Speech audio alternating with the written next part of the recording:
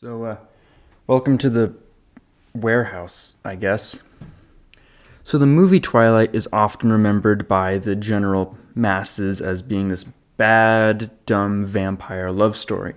But despite this seemingly general, widespread opinion, the movie still managed to garner great box office success, and it actually led to three more installments.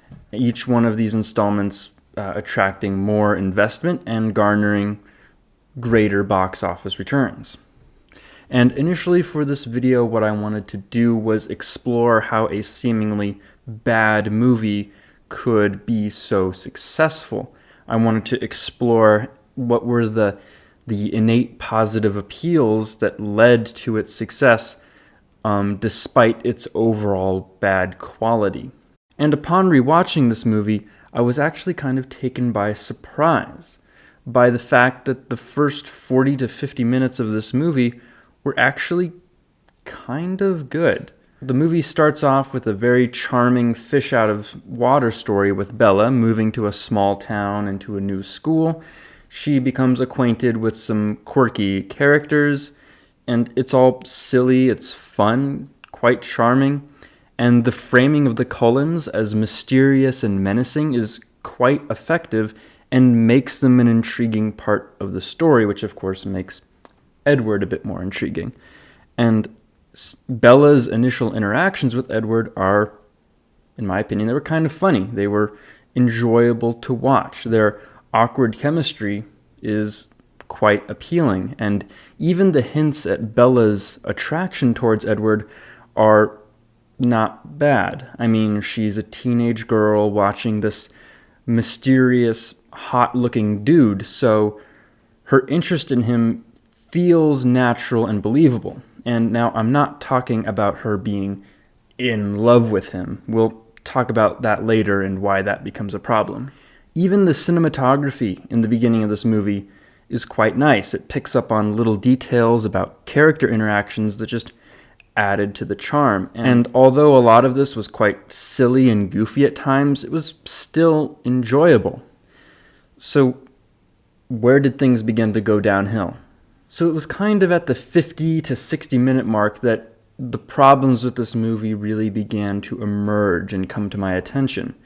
This is the part of the movie where Bella's true love for Edward is finally declared. Her unconditional and unequivocal love with him or something, and that was kind of dumb. And the reason that it was dumb is that there was no foundation or reason for them to be in love. Nothing real feeling had built up to this development. I mean, why does Bella decide that she's in love with Edward? Is it because he's good looking? Is it because of their awkward, funny banter that they had at the beginning of the movie? Is it because she found out his vampire secret? I mean, none of those things really justify or build up to the payoff of them falling in love.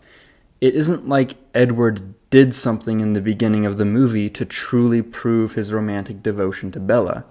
And no, the van scene doesn't count because even though it builds tension and intrigue, it doesn't really add any emotional weight that would carry over into a satisfying romance.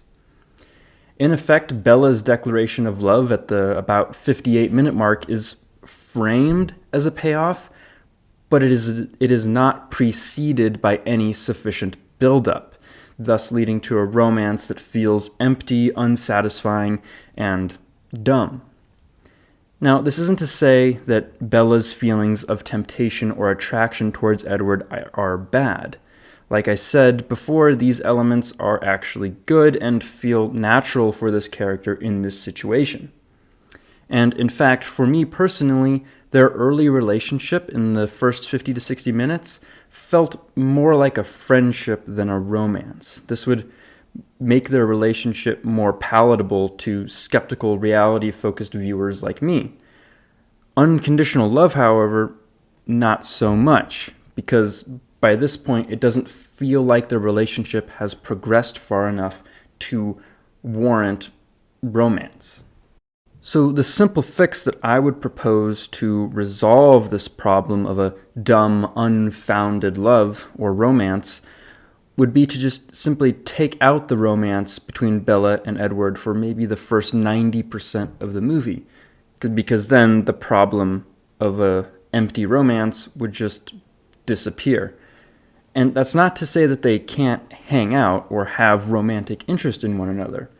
In fact, taking out the early declaration of love could provide the basis for a much more satisfying love story. One of the issues I cited earlier was that Edward hadn't really done anything of substance by the 50 or 60-minute mark to earn Bella's all-out love. When he does actually do this is towards the end of the movie. When James poses an imminent threat, Edward goes to incredible lengths to protect Bella and has a poignant character moment when he resists the urge to drain all of Bella's blood. This is his proof of devotion to Bella. This is what deserves Bella's love, and it is this display of his character and care for Bella that their love can really become cemented upon a strong foundation. Their love for each other becomes an earned payoff. With this in mind, let's consider what I think to be an improved version of Twilight's overall plot.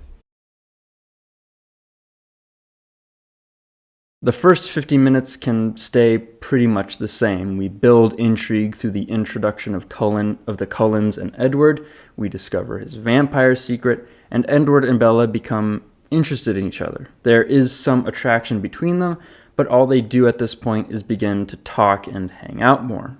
And then after the 50 to 60 minute mark, they begin to spend more time together. And because Bella has discovered Edward's vampire secret, they are naturally closer, as Edward now trusts her with this very personal and sensitive part of himself.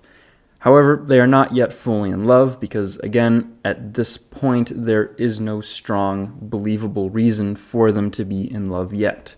They could try dating a little, maybe, as that's something that some people in this kind of relationship might actually try doing.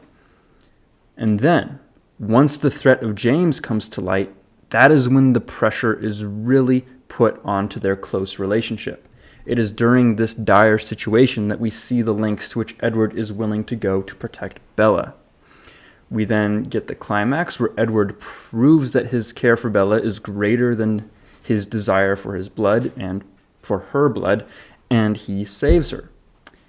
Having grown personally close to each other and then experiencing a shared trauma, Bella and Edward are now better primed for a romantic relationship to precipitate between them.